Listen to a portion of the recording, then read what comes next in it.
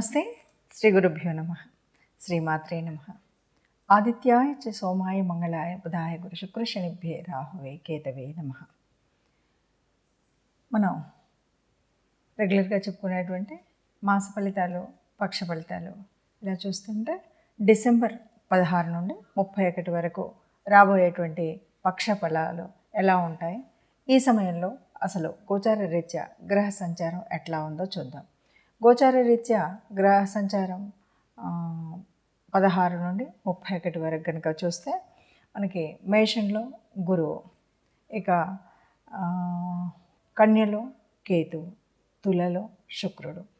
ఇక నిన్నటి వరకు అంటే 16కు ముందు వరకు రవి కుజులు ఇద్దరు కూడా ఒక చోటు ఉండి కుజుడు కొద్దిగా అస్తంగత్వం అయినటువంటి స్థితి ఉంది.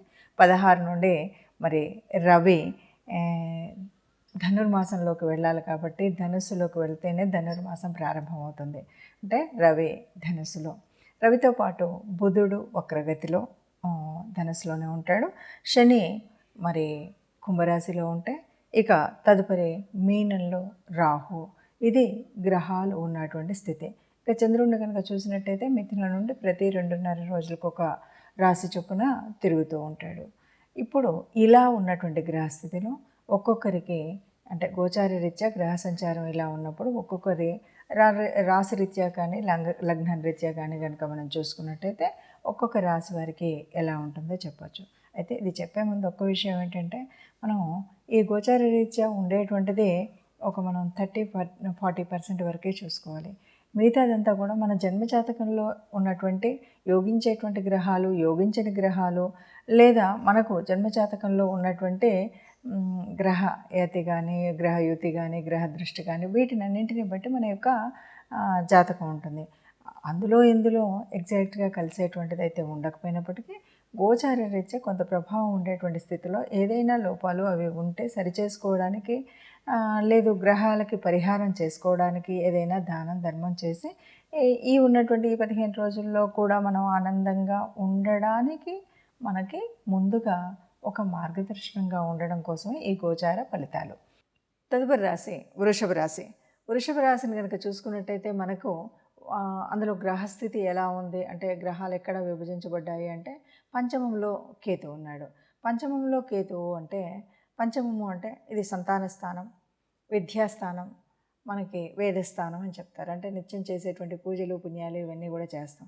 అయితే కేతువు మోక్షకారకుడు కాబట్టి చక్కగా ఇక్కడ వృషభ రాశి వాళ్ళందరూ కూడా ఈ 15 రోజులు కూడా చక్కగా పూజల్లో పాల్గొనడం, పూజలు చేసుకోవడం, ఇంట్లో మంచి దైవ సంబంధమైనటువంటి కార్యాల్లో ఉండడం అయితే బాగుంటుంది. కాకపోతే పంచమంలో కేతువు ఉండడం వల్ల ఎదిగినటువంటి ఆడపిల్లలు ఎవరైనా ఉన్నామో పిల్లలు చెప్పినటువంటి మాట వినకుండా వారు వేరే అంటే ఈ ప్రేమలని అవని అందులో కొద్దిగా ఇబ్బంది కలిగించేటువంటి పరిస్థితి అయితే ఉంటుంది. దాని గురించి తగిన జాగ్రత్త తీసుకోవాలి. ఇక 6లో శుక్రుడు ఉన్నాడు. 6లో శుక్రుడు ఉండడం వల్ల అంటే కొన్ని పాపస్థానాల్లో పాపగ్రహాలు ఉంటేనే మంచిది. ఇక్కడ 6 అంటే ఇది రోగస్థానం, శత్రుస్థానం, రుణస్థానం. ఇక్కడ శుక్రుడు ఉన్నాడు. పెద్దగా మంచి జరిగిన చెడుగా అయితే జరగకుండా కాపాడేటువంటి పరిస్థితి అయితే ఉంటుంది. సప్తమంలో కుజుడు ఉన్నాడు. సప్తమంలో కుజుడు ఉన్నప్పుడు భార్యాభర్తలు తగు జాగ్రత్త తీసుకోవాలి. ప్రేమికులైన తగు జాగ్రత్త తీసుకోవాలి. వ్యాపార సంబంధమైనటువంటి వాళ్ళు కూడా తగు జాగ్రత్త తీసుకోవాలి. ఇది మిగతా గ్రహాలన్నీ కూడా అనుకూలించినట్టయితే కూడా మీకు ఎవరైనా సరే భూ సంబంధితమైనటువంటి వ్యాపారం చేసేటువంటి వారికి చాలా బాగుంటుంది. అంతేకాదు ఇంట్లో ఉన్నటువంటి వాళ్ళు మాత్రం చిన్నదానికి పెద్దదానికి గొడవ పెట్టుకోకుండా కొద్దిగా ఒకరినొకరు అర్థం చేసుకునే విధంగా ఉంటే ఏ ఇబ్బంది లేకుండా ఉంటుంది. లేదంటే కొద్దిగా మాట పట్టింపు వచ్చేటువంటి పరిస్థితి అయితే కనిపిస్తుంది.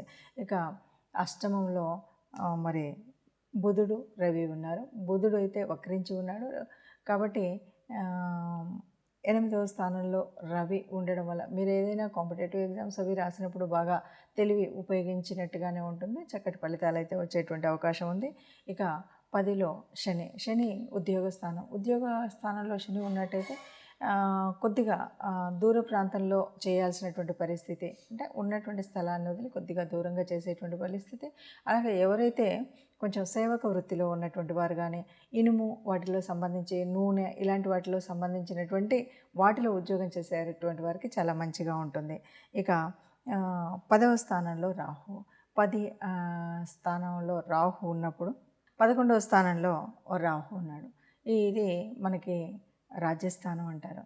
ఇక్కడ రాహు ఉండడం వల్ల కొద్దిగా అంటే ఈ జయాలు విజయాలు అన్నటువంటివి కొన్ని చోట్ల కొంతమందికి అంటే సినిమా రంగం ఇలా ఉన్న వాళ్ళకైతే ఉంటుంది, కానీ మిగతా వాళ్ళకి కొద్దిగా కష్టతరంగానే ఉంటుంది. ఇంకా 12లో వ్యయ భాగంలో గురువు ఉన్నాడు. ఈ గురువు ఉండడం వల్ల చాలా వరకు వ్యయం, మనం చేసేటువంటి వ్యయం కనుక అది పుణ్యకార్యాలకు ఏదైనా సత్కార్యాలకు చేసినప్పుడు చాలా మంచి ఫలితం ఉంటుంది. అలా కాదు అన్నప్పుడు మాత్రం అనవసరమైనటువంటి ఖర్చుగా ఉంటుంది.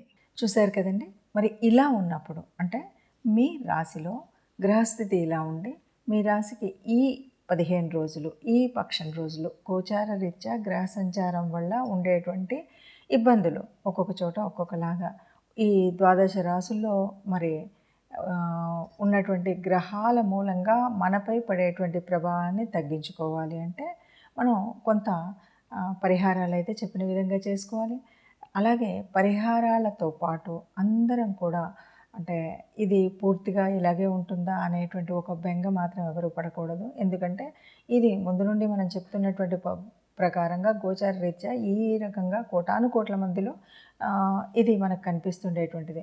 దీంట్లో మనకు కేవలం 30-35% మాత్రమే మనకు గోచార రీత్యా ప్రభావం కనబడుతుందని చెప్పుకున్నాం. కాబట్టి ఉన్నటువంటి పరిహారాలను తీర్చుకుంటూనే మనం చేయవలసినటువంటిది ఏంటంటే ఈ నవగ్రహ ఆరాధన అన్నది, లేదా దైవ కార్యాలు చేయడం, లేదా ఒక గోశాలకు వెళ్ళడం, ఇలాంటి కార్యక్రమాలు చేస్తూ ఇది పూర్తిగా ఇలాగే ఉంది, నాకు ఇలా అవ్వలేదు అనేటువంటి దానికంటే కూడా మీకు జన్మజాతకంలో ఏదైనా ఒక దోషం కానీ ఇంకేదైనా ఉన్నా జన్మజాతకం ఆ కుండల్ని మీకు తెలిసినటువంటి ఏ జ్యోతిష్యులకైనా చూపెట్టుకొని ఏదైనా మీకు విపరీతమైనటువంటి కష్టాలు అంటే మీ జాతకంలో మీరు మాత్రం ఇలా చెప్తున్నారు, అందులో మాత్రం నాకు ఇలా ఉంది అని అనుకునే వాళ్ళు ప్రత్యేకించి మీకున్నటువంటి ఇప్పటికే పరిచయమైన జ్యోతిష్యులు కానీ మీకు తెలిసినటువంటి వాళ్ళు కానీ ఏదైనా పేరు ప్రఖ్యాతులు ఉన్నటువంటి వాళ్ళు అనుకున్నటువంటి వారి దగ్గరికి కానీ వెళ్ళండి.